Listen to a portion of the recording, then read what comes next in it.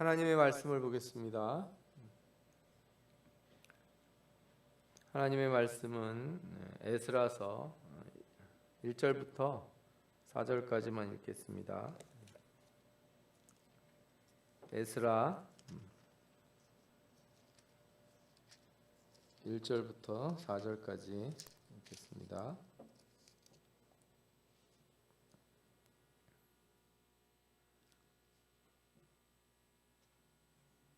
에스라서 1장 1절부터 4절까지 읽겠습니다. 같이 읽겠습니다. 바사왕 고레스 원년에 여호와께서 예레미야의 입을 통하여 하신 말씀을 이루게 하시려고 바사왕 고레스의 마음을 감동시키심에 그가 온 나라에 공포도 하고 조소도 내려 이르되 바사왕 고레스는 말하노니 하늘의 하나님 여호와께서 세상 모든 나라를 내게 주셨고 나에게 명령하사 유다 예루살렘에 성전을 건축하라 하셨나니 이스라엘의 하나님은 참 신이시라. 너희 중에 그의 백성된 자는 다 유다 예루살렘으로 올라가서 이스라엘의 하나님 여호와의 성전을 건축하라. 그는 예루살렘에 계신 하나님이시라. 그 남아있는 백성이 어느 곳에 머물러 살든지 그곳 사람들이 마땅히 은과 금과 그 밖의 물건과 짐승으로 도와주고 그 외에도 예루살렘에 세울 하나님의 성전을 위하여 예물을 기쁘게 드릴지니라 하였더라. 아멘. 오늘부터 에스라, 느헤미야 그리고 이제 중간에 학개서가 이렇게 들어갑니다. 에스라서 중간에 이제 학개서 내용이 포함되게 되는데 그래서 에스라, 느헤미야를 함께 공부하도록 하겠습니다. 에스라, 느헤미야는 이제 열왕기상하 다음에 있지만 사실은 역대상하 다음에 있죠. 열왕기상하, 역대상하 이렇게 다음에 나오는데 열왕기상하까지 해서 이렇게 역사가 끝나고 그 다음에 역대상하는 나중에 되돌아와서 쓴 책이에요. 포로가 끝나고 되돌아와서 쓴 책. 그러니까 이제 역사 이렇게 흐름으로 따지면 열왕기상하까지 해서 끝나는 거고, 그 다음에 되돌아와서 써진 책들이 이제 역대상하하고 에스라, 느헤미야 이렇게 보시면 될 거예요.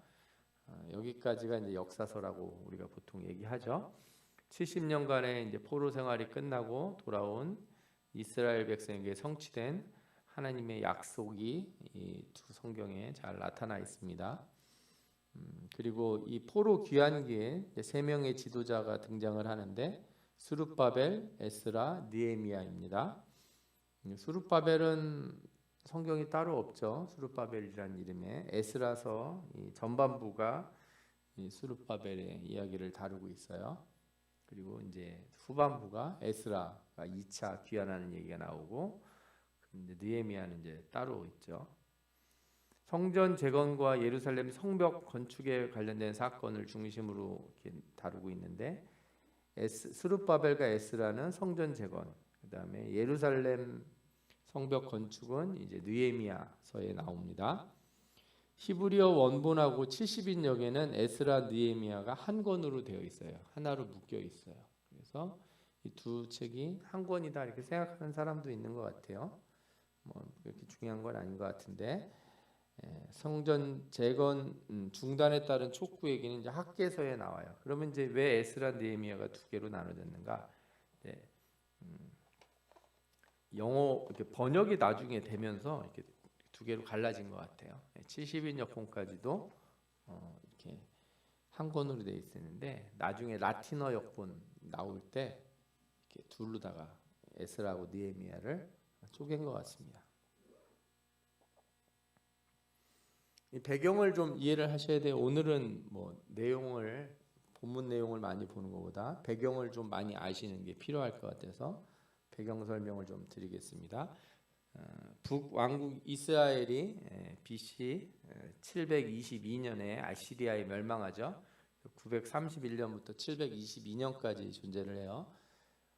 우리는 연도를 이제 숫자가 커지면 미래가 되지 않습니까? 숫자가 작아지면 과거고, BC는 거꾸로입니다. 예수님 오시기 전 거꾸로니까 숫자가 커질수록 더 옛날이고 숫자가 작을수록 더 현대에 가까운 거죠. 그건 뭐 상식적으로 알고 계시면 될 것 같아요. 931년에서 722년 이렇게 됐다라는 게 이제 북이스라엘의 기간이고, 남유다는 931년부터 586년간이죠. 586년에 바벨론에 멸망을 합니다. 그런데 이제 멸망하기 전부터 이렇게 유다의 사람들이 포로로 이렇게 몇 차례 끌려가요. 몇 번 끌려가는데 BC 605년, 597년, 586년 이렇게 세 번에 걸쳐서 끌려갑니다. 그래서 이렇게 세 번 끌려간 것처럼 돌아올 때도 세 번에 나눠서 돌아오는 것 같아요. 1차 귀환은 누가 이끌었냐? 스룹바벨이라고 하는 사람이 이끌고 BC 538년 고레스 왕 때 원년에 이렇게 조서가 내려졌다고 오늘 성경에 나오죠. 그때 돌아옵니다. 돌아와서 성전 재건을 하는데 중간에 한번 중단이 돼요. 중단이 된 거를 다시 촉구해서 이게 성전을 짓다 말고 뭐 하는 거냐, 이게 촉구하는 내용이 나오는 부분이 학개서예요. 학개서.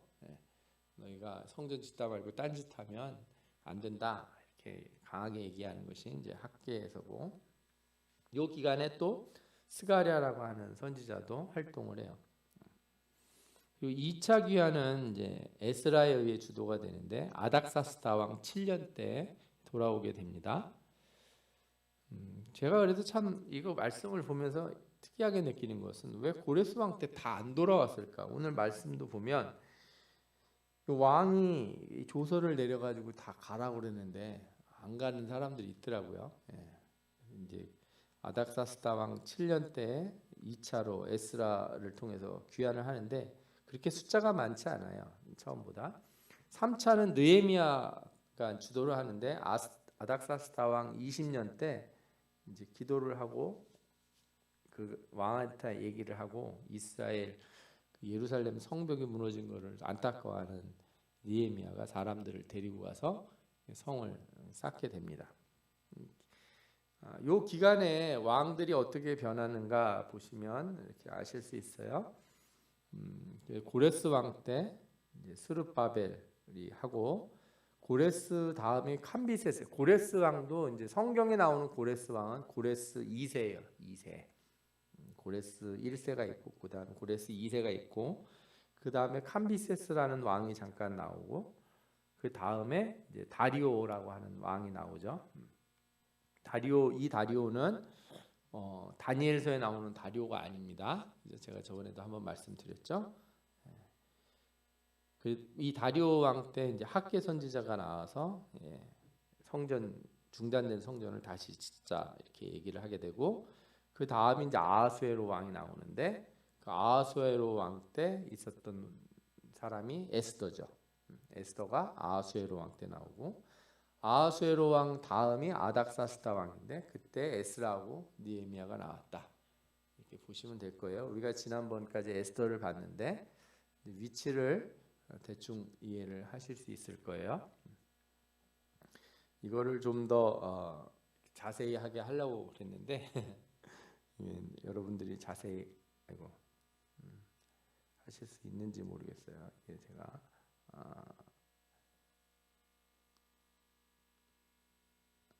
자, 먼저 여기를 좀 살펴보시면 좋을 것 같아요. 여기를 좀 살펴보도록 하겠습니다. 잘 보이시나요? 글자가 좀 보이시나요?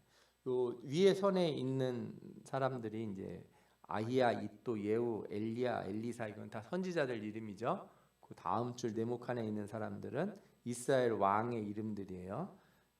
그나마 이렇게 색깔이 좀 긴 왕들은 그래도 오래 한 왕인데 막 선으로 한 줄짜리 왕들도 있어요. 며칠 하다 말고 죽은 왕들도 많고, 그 밑에가 이제 유다 왕들의 이름들이 아래에 이렇게 나와 있습니다. 그러니까 우리가 엘리야, 엘리사는 다 어느 시대, 어느 나라 사람 왕이냐, 어느 나라를 위한 선지자냐? 그러면은 북이스라엘의 선지자다, 이렇게 보시면 돼요. 그러면 이제 뒤에 있는 소선지자, 소선지서에 있는 선지자들 중에 누가 있는가? 요나, 아모스, 호세아가 북이스라엘을 향해서 예언을 한 선지자, 혹은 북이스라엘 출신의 선지자다, 이렇게 보시면 될 것 같아요. 네.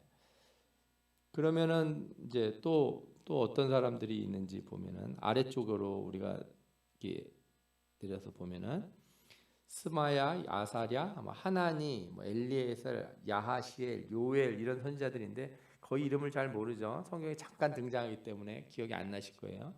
요엘은 요엘서가 있어서 남유다의 선지자입니다.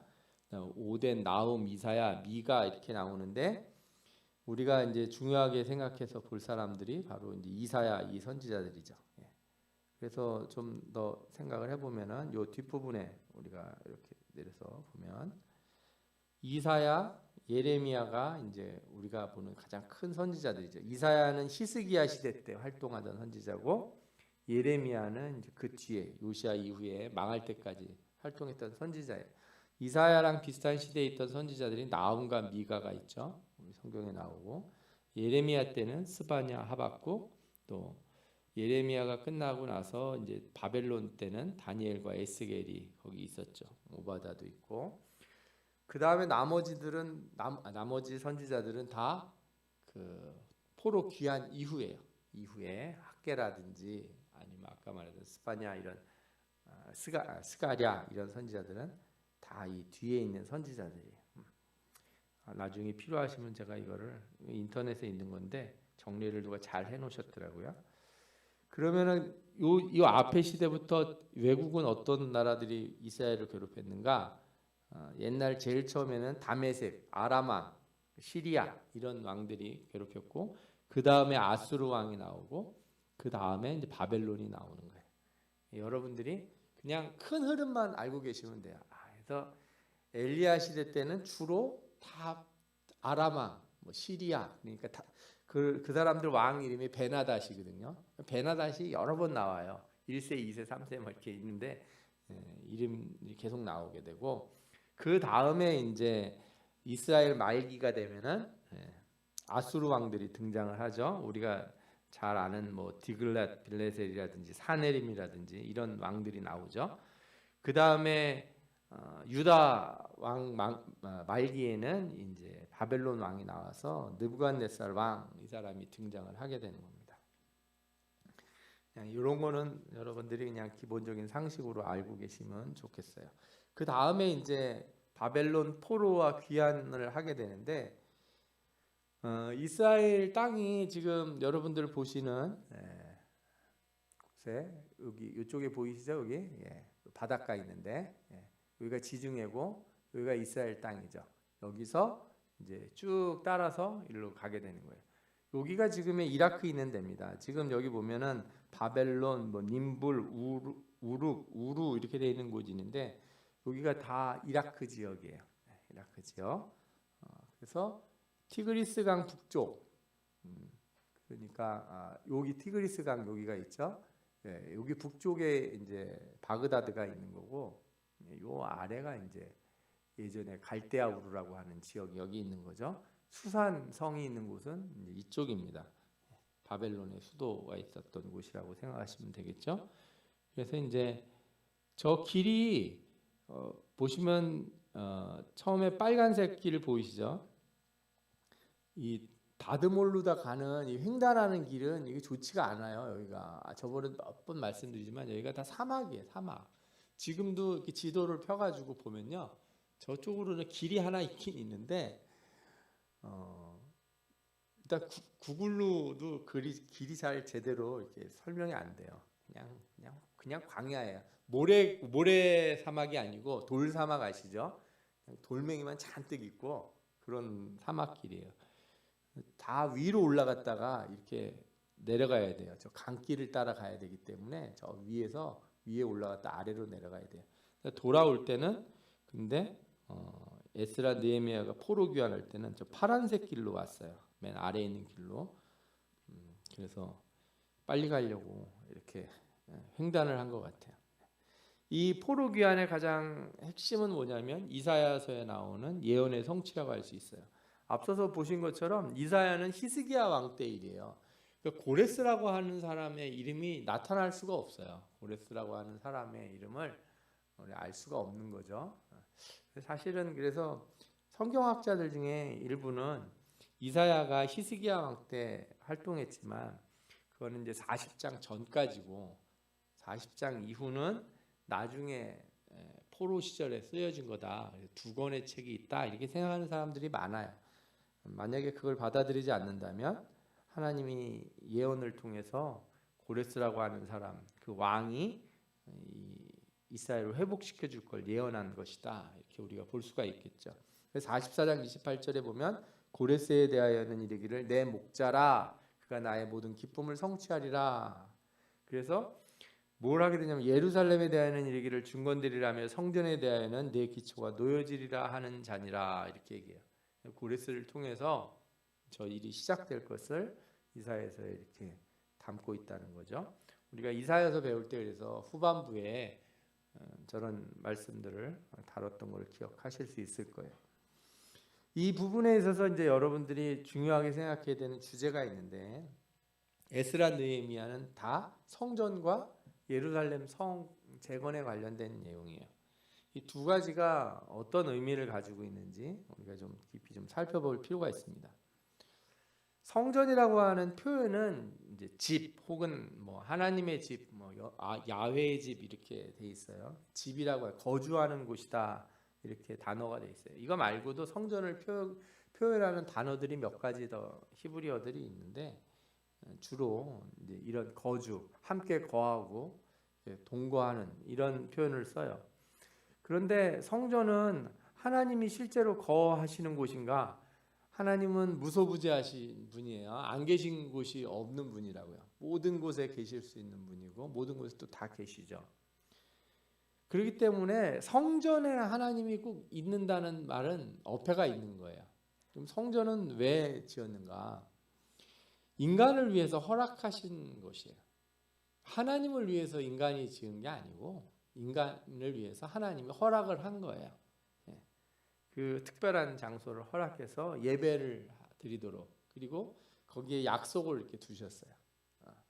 하나님을 예배하는 자들, 하나님 앞에 기도하는 자들에게 이러이러한 복을 주겠다. 너희가 와서 회개하고 엎드리면은 아무리 어려운 일이 있더라도 내가 너희들을 돌보겠다 하는 그 약속을 주신 거예요. 그러니까 이 성전이라고 하는 곳은 일종의 하나님 앞에 나올 때 뭐라 그럴까요? 증서를 들고 만나는 것과 같은 거예요. 우리가 어느 곳에서든지 예배할 수 있지만 성전에 와서 예배드리고 또 어느 곳에서도 기도할 수 있지만 성전에 와서 기도한다는 건 특별한 약속이 있다 이렇게 믿고 우리가 하나님 앞에 기도할 수 있다는 거죠. 그래서 이 성전이라고 하는 것에 대한 자부심이 이스라엘 사람들에게는 엄청 컸습니다. 게다가 왕이 이 성전 건축을 주도를 했어요. 그리고 자기 왕궁 이제 옆에 위죠, 정확히 얘기하면 위쪽에다가 이렇게 성전을 두게 되는데, 그래서 이제 이 성전이 가진 신적 권위에 의해서 왕의 합법성도 부여된다 이렇게 볼 수가 있는 거죠.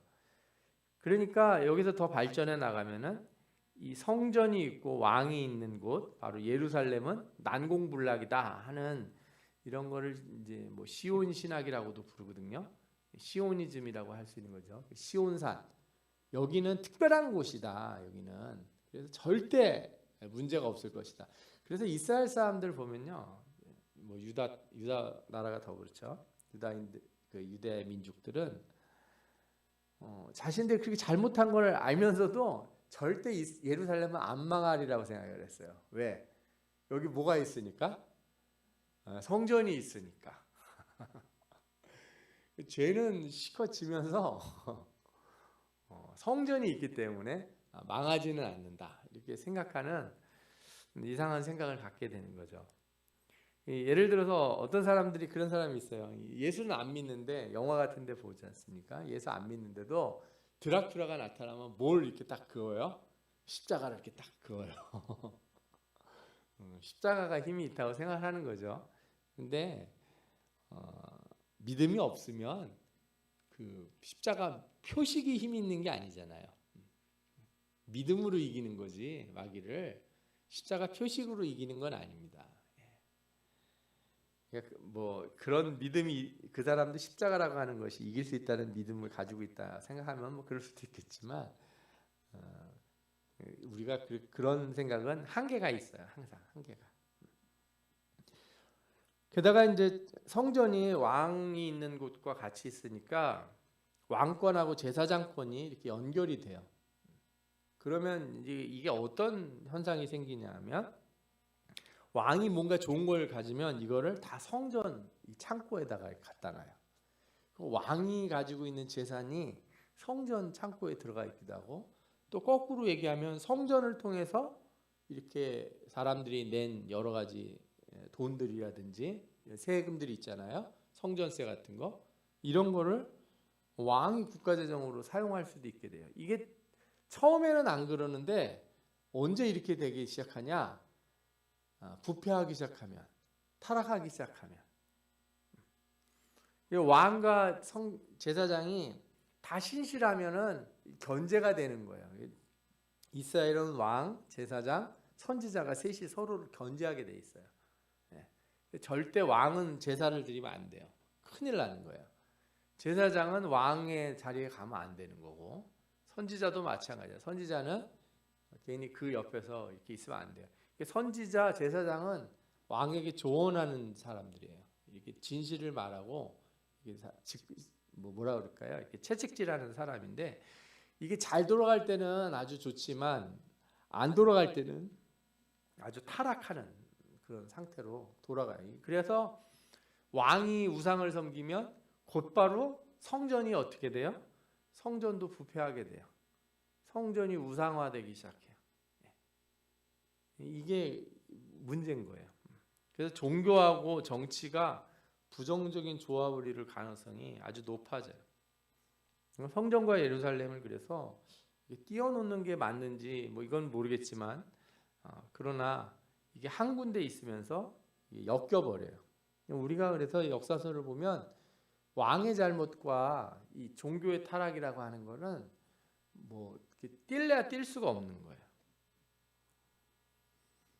또 이 성전과 예루살렘은 신앙과 국가를 상징하는 면이 있어요. 다른 이렇게 뭐라 그럴까, 지파들이 살고 있는 땅들, 다른 땅들이 다 몰락을 해도 이 왕이 있는 예루살렘 성, 그 다음에 성전이 있는 예루살렘 성만 무너지지 않으면은 온전하다고 생각하는 거죠. 참 이런 생각이 나중에 되게 오래간 생각인데, 이 중세 때도 보면 전쟁을 하게 되면 성문을 닫잖아요. 백성들을 다 이렇게 전쟁이 나면 성문 안으로 들어오게 해요. 성문만 꼭꼭 틀어 잠 거예요.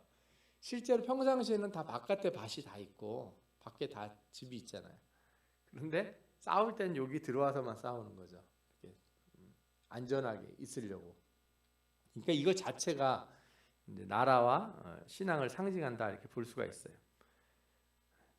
그리고 또 아까도 말씀드린 것처럼 왕의 우상 숭배가 성전의 훼손을 가져오고 그 국가 멸망으로 연결된다는 것 우리가 잘 알 수가 있어요.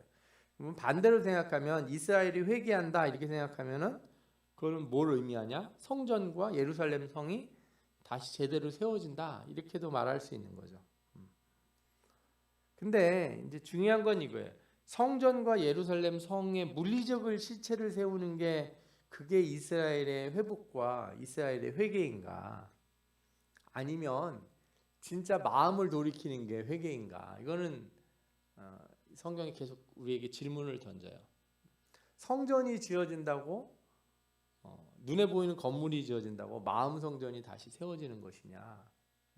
성벽이 쌓아졌다고 우리가 이 죄악을 막는 이 성이 우리 마음에 세워지는 것이냐? 이걸 계속 질문을 한다고요. 그래서 이 두 가지 주제들을 생각해 봤을 때 이 에스라와 느헤미야에 나오는 이 말씀들을 가만히 살펴보면 예전 다윗성과 솔로몬 성전이 있었지 않습니까? 이게 바뀌어요. 느헤미야가 성벽을 다시 쌓고 스룹바벨이 성전을 세우게 되는데 이 새롭게 만들어진 성벽과 성전이 이사야, 에스겔, 예레미야, 스가랴, 말라기 같은데 예언서에 예언된 제시된 새로운 예루살렘과 성전을 의미하는가? 새롭게 제시된 하나님의 말씀에 제시된 그 성전과 그 예루살렘 성을 의미하는가?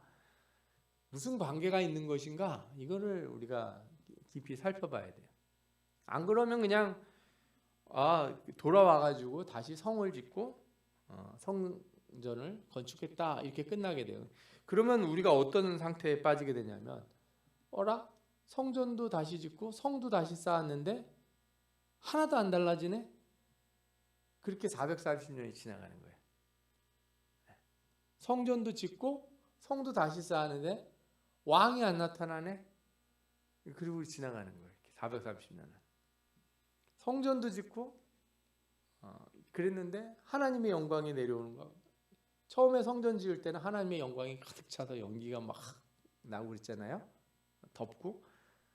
근데 스룹바벨 성전 이렇게 건축했을 때 그런 장면이 없어요. 예루살렘 성을 쌓았다고 해서 무슨 왕이 사는 게 아니에요. 그러니까 우리가 잘 생각해 봐야 되는 거죠. 이거 건물을 만들긴 했는데 본질이 회복되었는가 이렇게 묻게 돼요. 특히나 보면 스가랴서 2장 3절 4절을 보면 이런 말씀이 나와요. 너는 달려가서 그 소년에게 말하 이르기를 예언을 하는 거죠. 예루살렘은 그 가운데 사람과 가축이 많으므로 성곽 없는 성읍이 될 것이라 하라. 여호와의 말씀에 내가 불로 둘러싼 성곽이 되며 그 가운데서 영광이 되리라. 무슨 얘기입니까? 예언의 말씀이 어떻게 나와요? 성곽 없는 성읍이 되리라 이렇게 돼 있어요. 누가 둘러싸신다고요? 하나님이. 그러니까 성벽을 쌓는 일이 과연 이게 적절한 일이고 뭘 의미하는지는 알고 쌓은 것인가? 이렇게 우리가 질문을 하게 되는 거죠. 아니 예언에는 성벽이 없는 성읍이 될 거라고 그랬는데 이건 뭔 일인가? 이렇게 볼 수가 있는 거고. 또 에스겔 43장 10절에도 보면 인자야 너는 이 성전을 이스라엘 족속에게 보여서 그들이 자기의 죄악을 부끄러워하고 그 형상을 측량하게 하라 이런 말씀이 나와요. 에스겔이 환상 가운데 이제 성전을 보게 됩니다. 성전을 측량을 하잖아요. 그게 한 여러 장에 걸쳐서 에스겔서에 나와요. 그런데 왜 그걸 보여주느냐 하면 하나님께서 성전 무너졌으니까 다시 세우라고 보여준 게 아니고 이걸 보면서 자신들의 죄악을 어떻게 하라? 부끄러워하게 만들어라. 이런 목적이 있어요. 그리고 우리가 뭐 구약은 아니지만 신약에 나오는 요한계시록을 보면은 새 예루살렘 성에는 성전이 있습니까? 없습니까? 성전이 없어요. 성전이 없어요. 하나님이 다 이렇게 품고 계시기 때문에 그분 자신이 거기 계시는데 따로 성전을 지을 이유가 없는 거예요. 성전이 없어요. 새 예루살렘에는. 그러니까 이거에 대한 이제 연구들을 보면 그러면 성전 짓는 것과 예루살렘 성 짓는 거는 이거 잘못된 거냐? 그런 건 아니에요. 그런 건 아닌데 성전과 예루살렘 성을 다시 재건하더라도 그것이 그림자인 걸 알아야 되는 거죠. 하나님이 다시 세우실 성전, 하나님이 다시 회복하실 예루살렘 성은 이렇게 눈에 보이는 가시적인 것이 아니고 그 이상의 것을 포함한다는 것을 우리가 생각을 해야 되는 거예요. 그래서 그거를 이렇게 그림으로 표현할 수 있을 것 같아요. 그러니까 가시적인 하나님의 나라는 이렇게 점점 이제 사라져가요. 저 밑으로 시간이 지나면 이게 이제 이 수평축을 시간이라고 생각하시면 돼요. 그리고 비가시적인 하나님의 나라는 점점 드러나요. 이렇게 볼 수가 있어요. 그래서 이 가시적인 나라 하나님 나라에는 뭐가 있었어요?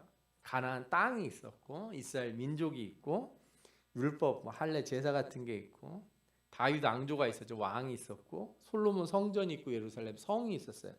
그런데 이게 점점 지나가서 비가시적인 하나님의 나라의 시대로 오게 되면 뭐가 되어요? 새 하늘과 새 땅 궁극적으로 이렇게 가게 되는 거죠. 그리고 이스라엘 민족은 모든 열방, 모든 나라, 우리도 포함하는 이방인을 포함한 모든 사람들이 다 되죠. 율법은 없어지고 없어진다기보다 완성되죠. 예수 그리스도 통해서 성령이 세례를 주시고 하나님 말씀을 깨우쳐 알게 하시고 다윗 왕은 왕조 대신에 예수 그리스도가 왕이 되시는 거고 성전 대신에 비가시적인 교회. 우리가 이제 눈에 보이는 이 교회도 사실은 가시적인 거예요. 비가시적인 이 교회가 뭐겠습니까? 나중에 임하실 하나님의 나라에 있는 성이겠죠. 그 예루살렘 성에는 새 예루살렘 성이 되는 거죠. 이 교차가 일어나는 지점이 뭐냐? 예수 그리스도의 초림이에요. 예수 그리스도가 오셔서 십자가에 달려 죽으시고 부활하신 순간 저 가시적인 나라가 이제 밑으로 가라앉고 비가시적인 나라가 이렇게 올라오게 되는 거예요. 그래서 이 에스라와 느헤미야를 보면은 하나님이 이스라엘 민족을 회복시켜주는 은혜가 보이면서도 한편으로는 이게 끝이 아니라는 걸 알게 돼요. 더 먼 미래의 소망, 그죠? 이 가시적인 하나님의 나라의 회복이 핵심이 아니고 저 비가시적인 하나님의 나라를 기다리고 소망해야 되는 이유가 더 분명해지는 것. 그것이 에스라와 느헤미야에 나오는 주된 내용이라고 볼 수 있어요. 그래서 이 에스라 느헤미야를 보면 내용 전개가 좀 독특해요. 귀환을 하고 건축을 해요. 성전을 건축을 하든 성벽을 건축을 하든 건축을 해요. 그러면 꼭 뭐가 나타나요? 방해자가 나타나요. 하나님이 은혜로 다시 회복하게 하셨으면 다 잘 돼야 되는데 그렇지가 않고 방해가 일어나요. 그런데 그 방해를 이제 극복하는 과정이 나오죠. 근데 여기도 우리가 잘 생각해 볼 면이 하나 있어요. 비가시적인 교회, 비가시적인 하나님의 나라에서는 모든 사람이 다 오게 돼 있어요. 다 참여하는 거예요. 모든 열방이 다 하나님께로 와야 돼요. 그런데 이스라엘 민족이 어떻게 하냐면은 우리도 성전 짓는데 참여하겠다. 우리도 성벽을 짓는 일에 이렇게 하겠다 그러면 다 어떻게 해요? 안 된다. 너희들은 상관없는 일이다. 우리 일이다. 딱 잘라버려요. 딱 돌아온 사람들만 하려고 그래요. 다른 사람들을 다 이렇게 덜어내요. 이런 일들이 계속 나오는데 그리고 이 뒷부분에는 항상 뭐가 나오냐면 이스라엘 민족들이 회개하고 이제 돌아왔는데 하나도 이렇게 뭔가 변화된 게 없는 거예요. 막 사람들이 마음을 짓고 막 회개하고 다시는 우리가 옛날과 같이 살지 않으리라 이런 게 없고 죄악된 모습들이 여전히 남아 있어요. 이 실망을 극복하고 회개하는 개혁 운동을 해요. 개혁을 일으키죠. 그런데 이상하게 에스라와 느헤미야 끝을 보면 이 개혁이 아름답게 끝나서 뭐 이렇게 좋은 해피엔딩이죠. 그렇게 끝나는 게 아니라 뭔가 이렇게 미적지근하게 구멍이 뚫려 있어요. 뭔가 안 좋은 게 나와요. 예를 들어 느헤미야서 보면은 안식일을 지키고 막 이렇게 하라고 촉구를 해서 다 하기로 결심했는데 맨 마지막 장 보면은 성벽에서 안식일날 장사를 하고 막 이래요. 또 그거 가지고 화를 내는 거죠. 그러니까 우리가 이제 이런 생각을 해볼 수가 있어요. 우리가 어떤 특정한 계기, 어떤 사람이 막 암에 걸렸어, 아니면 죽을 병에 걸렸어요. 백혈병에 걸렸다고 쳐보시죠. 죽음을 얼마 안 남았는데 하나님 앞에 회개하고 기도했더니 하나님이 회복을 시켜주셨어요. 어떤 사람이 사업에 정말 어려운 상황에 처했는데 하나님의 은혜로 일이 잘 풀려가지고 참 다시금 이렇게 재건되게 됐어요. 그럼 그때 얼마나 결심을 하겠어요. 근데 지나고 났는데 똑같아져. 옛날이랑 비슷해지는 거예요. 에스라 느헤미야서를 보면 그게 보여요. 그런 모습이. 그래서 제가 도대체 어떻게 해야 우리들의 결심이라는 게 우리 인생을 뒤바꿀 수 있을까 이런 생각을 해봐요. 가만히 생각해 보면 저도 그런 생각을 많이 해요. 인생에 있어서 이렇게 충격적인 일들을 경험할 때가 있지 않습니까? 그러면 각오를 하죠. 그죠? 각오를 해요. 충격적인 일을 경험하고 각오를 딱 했는데 각오가 채 얼마 안 가는 거죠. 제가 이걸 보면서 그래서 성경은 사실은 이스라엘 민족이 뭔가 아름답게 끝났다고 보이지 않고 소망이 여기에 있지 않다라는 걸 오히려 더 보여줘요. 이 에스라 느헤미야서가 이게 안전한 해피엔딩으로 끝나지 않고 이렇게 구멍이 뚫린 걸로 끝나는 거는 미래 메시아를 통한 새 창조, 새 예루살렘과 새 성전, 그죠? 이거를 기대하게 만드는 거죠. 여러분들이 아셔야 될 게 있어요. 뭔가 우리가 어려운 일을 겪거나 힘든 일을 통한 다음에 결심을 할 때가 있지 않습니까? 그 결심을 한다는 것 자체로 내가 뭔가 뭐 나쁜 표현으로 뻔때를 보여준다든지 뭔가 대단한 성취를 이룬다든지 그렇게 나가면 안 되고요. 오히려 어때야 되면 겸손해져야 돼요.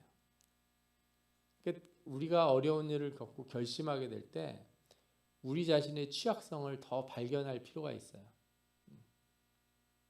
그래서 신약에 와서는 이 성령의 충만함이라고 하는 특별한 표현이 우리에게 주어져요. 성령이 오시면 모든 게 다 끝난 거 아닌가 이렇게 생각하게 되는데 그렇지가 않은 거예요.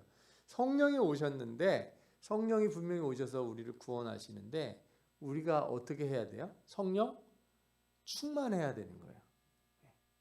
그래서 하나님의 구원이 변하지 않는다라고 하는 말씀과 함께 우리로 하여금 끊임없이 뭐하라고 그래요? 기도하고 회개하고 이렇게 애쓰고 분투하고 싸우라고 얘기해요. 주어진 것처럼 얘기하면서도 주어지지 않은 것처럼 얘기한다고요. 우리는 어떤 사람들은 믿음으로 구원받는 거니까 믿음 그러는데 믿음이라고 하는 그 말 안에 행동이 빠져 있지가 않거든요. 행동한다는 것 곧 믿기 때문에 하는 거기 때문에. 그래서 이런 걸 보면 우리가 더 우리 자신에 대한 어떤 회개 그리고 그 회개할 때마다 우리 자신이 얼마나 이렇게 깨지기 쉽고 부서지기 쉬운 존재인지를 자각하고 살으라는 거예요. 돌아와서 성전 짓고 성벽 쌓는다고 해결되는 게 아니고 여전히 우리 안에 성전과 우리 안에 세워져야 될 성벽이 무너져 있어서 수시로 무너지고 또 수시로 세워야 되는 이 일들을 우리가 깊이 생각해 보도록 만들어준다는 거죠. 이 은혜라고 하는 측면에서 보면 바벨론 포로에서 귀환한 것, 또 어려움 가운데서 건축을 완성하는 것, 또 죄의 회개를 하고 개혁을 하는 것, 이건 전부 하나님의 은혜예요. 근데도 앞서 말씀드린 것처럼 스룹바벨 성전과 천국의 성전이 이게 동일한 게 아니잖아요. 예언된 성전과 또 이스라엘의 순결, 거룩함을 엄청 강조하지만 예언되기는 모든 열방이 하나 되기를 예언되어 있었거든요. 또 율법 중심으로 개혁을 하는데 한계에 항상 도달해요. 그래서 이 메시아를 기대하게 만들죠. 그래서 은혜로 구원받은 자들이 거기에 머무르지 않고 더 먼 미래의 소망을 이렇게 찾아볼 수 있도록 소망을 지향하도록 한다는 거죠. 이런 내용들을 우리가 마음속에 두고서 에스라서나 느헤미야서를 좀 봐야 될 것 같습니다. 에스라서를 크게 두 부분으로 나눌 수 있는데 6장까지 스룹바벨의 1차 귀환 내용이 나옵니다. 그래서 1장과 2장에 걸쳐서 귀환 내용이 나오고 3장에서부터 6장까지 성전 건축에 대한 내용이 나와요. 그 중에 4장에 성전 건축이 중단된 사건이 등장하고 이 4장 부분에 있어서 나오는 것이 학개서다 이렇게 보시면 되겠습니다. 그리고 이제 2부라고 할 수 있는 7장부터가 이제 에스라의 2차 귀환이 나오죠. 그래서 아닥사스다 왕의 조서를 통해서 에스라가 사람들을 이끌고 되돌아오고 에스라가 되돌아와서 에스라는 이제 가리키는 사람이에요. 율법사라고 할 수 있죠. 그래서 이 백성들을 성전을 재건하는 게 아니라 여기서부터는 이제 무너진 마음의 성전들을 다시 세우는 노력들을 에스라를 통해서 하게 되는 거죠. 크게 두 부분으로 나눠졌다 이렇게 보시면 될 것 같아요. 고레스 왕이 이제 오늘 1장 1절을 보면은 바하사 왕, 고레스 왕 원년에 이렇게 해서 나와요. 이사야서 예언에도 나오지만 고레스 왕이라고 하는 사람은 이렇게 참 좋게 표현이 되어 있어요. 내 목자, 그의 기름 부음을 받은 고레스, 이런 표현들이 나와요. 다 이제 고레스 왕의 특별한 사람이다 그러는데 이 사람은 이제 메대와 바사를 통일한 사람이죠. 원래 이제 메대 왕국이 좀 더 컸는데 나중에 바사가 다 잡아먹어요. 그래서 페르시아 제국을 통일한 그런 실질적인 황제다 할 수 있어요. 그 페르시아가 바로 지금의 이란이라고 생각하시면 돼요. 이란, 페르시아가. 그리고 일종의 이제 이 사람들이 바로 아리안 사람이라고 할 수 있죠. 페르시아 사람들은, 그러니까 이란 사람들은 말도 아랍 말을 쓰지 않아요. 이 사람들은 아랍인이 아니에요. 여러분들이 구별을 하실 수 있어야 돼요. 아랍 사람이라고 이란 사람들을 얘기하면 이란 사람들이 엄청 싫어한다는 거예요. 이 사람들은 아랍 사람이 아니에요. 오히려 유럽 사람에 가까워요. 유럽 혈통에 더 가까운 사람들인 것 같아요. 그리고 이 고레스 왕은 좀 정책이 특별했는데 아수르는 완전히 그 민족이나 나라를 없애버리는 정책을 썼어요. 예를 들어서 북이스라엘을 멸망시킨 다음에 이방인들을 거기다 보내고 거꾸로 이스라엘 사람들은 다른 나라로 다 옮겨버리는 그런 일을 했다면, 이 바벨론의 고레스 왕은, 아니 바벨론이 아니죠, 이 페르시아의 고레스 왕은 그렇게 안 해요. 다문화주의 및 다언어주의 정책을 써요. 그러니까 여러 민족이 각자의 신을 섬기는 것에 대해서 놔둬요. 고레스 왕이 이 바벨론을 부수고 들어갔을 때도 그 바벨론의 신 바둑이라고 하나요? 바둑이라고 하는 신이 있는데 거기를 놔둬요. 다 허용을 해주고. 그래서 고레스 왕이 과연 구원받은 사람인가? 이거에 대해서는 많은 학자들이 아니라고 생각해요. 그냥 쓰임받은 이방의 왕일 뿐이다 이렇게 생각하는 사람들이 많아요. 저 기름 부음에 대해서도 그래서 예전엔 나의 기름 부음을 이렇게 번역이 되어 있었는데 이제 하나님 말씀하시는 걸로 하나님이 기름 부었다는 거잖아요. 그렇게 번역이 안 돼 있고 지금은 그의 기름 부음을 이렇게 번역이 고쳐져 있어요. 예전 성경하고 좀 다른 면이에요. 나중에 그리고 이 사람이 중앙아시아 정벌 중에 이제 사망을 하게 됩니다. 사실 고레스 왕 얘기는 재밌는 얘기들이 되게 많아요. 그러니까 어떤 나라를 큰 나라를 세운 왕들의 뒷얘기들이 있지 않습니까? 어렸을 때 뭐 어려운 일을 겪고 어떤 우여곡절을 겪고 막 그래서 왕이 되는 얘기가 나오는데, 글쎄요 뭐 그거는 나중에 한번 기회가 되면 다시 얘기해 드리고, 고레스 왕 얘기는 뭐 특별히 이제 성경에서는 그저 이스라엘 백성들을 되돌아가게 한 왕으로서만 나와요. 이 성경에 보면 예레미야 입을 통하여 하신 말씀을 이루게 하시려고 이렇게 나와요. 그래서 이사야서에 분명히 고레스 왕의 이야기가 있는데 왜 선지서들에서 혹은 에스라서에서 이사야서를 언급하지 않고 예레미야서를 언급하는가 이렇게 볼 수가 있어요. 그러면은 이사야서에서는 이름이 나오잖아요. 고레스 왕이라는 이름이. 예레미야서에서는 이름이 나오진 않아요. 여기 보면은 바벨론 포로가 될 것이고 끝나면 되돌아올 것에 대해서 예레미야의 예언이 나오거든요. 그래서 70년 동안 바벨론 왕을 섬기리라 하는 그 예언이 예레미야 25장 11절에서 13절에 나와요. 똑같이 다니엘도 무엇을 보다가 기도했다고 나오냐면 예레미야서를 읽다가 기도했다 이렇게 나와요. 그래서 앞서서 말씀드린 것처럼 학자들이 이사야서를 반으로 나눠서 두 권의 책을 하나로 묶었다고 보는 이유가 그런 데 있어요. 다들 예레미야서를 이렇게 드니까. 70년 동안 바벨론의 왕을 섬겼다 이렇게 보는 거죠. 여기서 우리가 이제 한 가지 생각해 볼 게 있어요. 성경에 보면은 이런 왕들을 통해서 하나님이 많은 일들을 하세요. 이 하나님의 역사는 이게 그 민족만 가지고 하는 게 아니라 그 민족이 아닌 다른 모든 민족들을 쓰세요. 예를 들면 아수르의 북이스라엘에 멸망할 때도 보면 디글렛 빌레살과 살마네셀 5세에 의해서 북이스라엘 사람들이 포로로 잡혀가요. 또 사르곤 2세가 사마리아에 이방인들을 이주시키고 이스라엘 민족을 국외로 추방해요. 또 아수르 왕이었던 사네립이 유다를 침공하는 얘기도 나오죠. 그러면 하나님이 이스라엘이 언제 죄를 지을지 알고 저런 왕들을 준비했을까요? 그러니까 우리가 이스라엘 중심으로만 생각을 하면 어느 날 갑자기 저 사람들이 나타난 것처럼 보이지만 저 사람들은 어느 날 갑자기 나타난 사람들이 아니에요.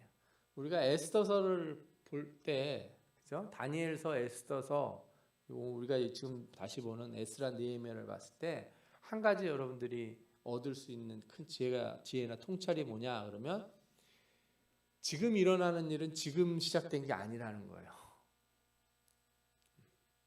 지금 일어나는 일들은 그 우리가 생각하지 못했던 그 오래전에 다 이렇게 준비가 돼 있었던 일들이에요. 그런 일들이 짜맞춰지고 우리에게 지금 닥쳐지는 거예요. 그러니까 갑자기 무슨 코로나가 왔다든지, 갑자기 뭐 러시아하고 어디랑 뭐 전쟁을 한다든지, 갑자기 중국과 미국이 이런다든지 그러는 일은 없는 거예요. 갑자기라는 말은 그건 무슨 뭐하고 비슷한 거냐? 우연이라고 하는 거하고 비슷한 말이에요. 우리는 우연이 없다는 걸 알지 않습니까? 하나님의 역사가 있다는 거죠. 느부갓네살 왕에 의해서 이 유다가 멸망을 하는데 사실은 유다라고 하는 나라가 그렇게 대단한 나라가 아니에요. 조그만 나라잖아요. 이집트 정복 과정에서 유다가 멸망한 거예요. 따지고 보면은 역사적으로 보면 이 이스라엘의 멸망, 유다의 멸망은 너무 작아서 이 세상 역사에서는 별로 크게 다뤄지지도 않는 나라들이에요. 땅도 조그맣고 민족도 작아서. 하나님이 이 모든 걸 다 주관하고 계셨다는 걸 먼저 생각해 볼 필요가 있어요. 그럼 반대로는 또 어떻게 되냐? 그 위대한 제국의 왕이 감동을 받았다는 거예요. 오늘 성경에 나오죠. 고레스의 마음을 하나님께서 감동을 시키셨다.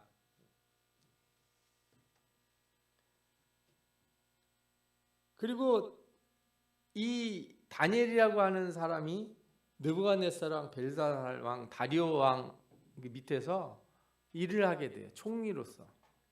그리고 그 왕들에게 하나님이 살아계심을 계속 보여줘요. 느헤미야가 아닥사스다 왕에게 은혜를 얻는 이야기가 느헤미야 2장에 나와요. 기도를 하고서 왕에게 가서 말을 해요. 우리 고향의 성이 다 무너졌습니다. 그랬더니 왕이 측은히 여겨서 내가 이렇게 도와줄 테니까 가서 성을 재건하라고 시켜요. 이게 가능한가 이렇게 생각을 해보시면 정말 놀라운 일이거든요. 아니 무슨 이런 일이 있을 수 있는가? 에스더서 보면서 우리가 알게 되지 않았습니까? 에스더가 아하수에로 왕의 왕후가 됩니다. 이게는 거의 확률로 따지면 정말 드문 일이에요. 이거는 있을 수 없는 일이에요. 불가능에 가까워요.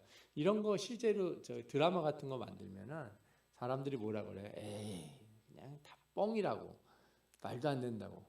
그런데 그런 일이 이렇게 일어나요. 우리가 여기서 뭘 알 수 있냐? 하나님의 은혜는 세상 모든 곳에서부터 다 흘러나올 수가 있어요. 다 준비되어 있어요. 하나님의 은혜는 지금도 준비되어 있어요. 네, 우리가 어떤 곳을 통해서 우리에게 하나님이 도움을 주실지 몰라요. 반대로도 얘기할 수 있어요. 하나님의 심판은 또 세상 모든 곳에서부터 흘러나올 수 있어요. 내가 오늘 잘못한 것을 하나님이 어떤 사람을 통해서 어떤 일을 통해서 나에게 이렇게 징계를 하실지도 몰라요. 그러니까 이렇게 좁게 살면 안 돼요. 은혜도 그렇고 심판도 그렇고 이 세상의 모든 것들이 다 하나님의 손 아래에 있다는 걸 우리가 알아야 돼요. 제일 불쌍한 사람들이 뭐예요? 이불 뒤집어 쓰고서 아무도 안 보겠지 하면서 쓸데없는 짓 하는 사람들. 그죠? 근데 애들 보면 그래. 문 닫고서 그거 닫고서 뭘 해봐야 뭔 소용이 있어, 그거. 그죠? 세상의 정치인들이나 사업가들이 어디서 이렇게 음흉한 계획들을 꾸미고 그래요. 그 뭔 소용이 있겠어요, 그거. 시편 2편에 나오는 말씀이 그거잖아요. 시편 2편에 뭐라고 나옵니까? 어찌하여 이방 나라들이 분노하며 민족들이 헛된 일을 꾸미는가? 그렇게 멍청한 짓들을 하는가? 숨어서 그게 안 보일 거라고 생각하는가? 신자들은 여기서 벗어나야 돼요. 신자들은 자신을 이렇게 덮을 곳이 없어요. 나뭇잎으로 자신을 가릴 이런 어리석은 짓은 하질 말아야 돼요.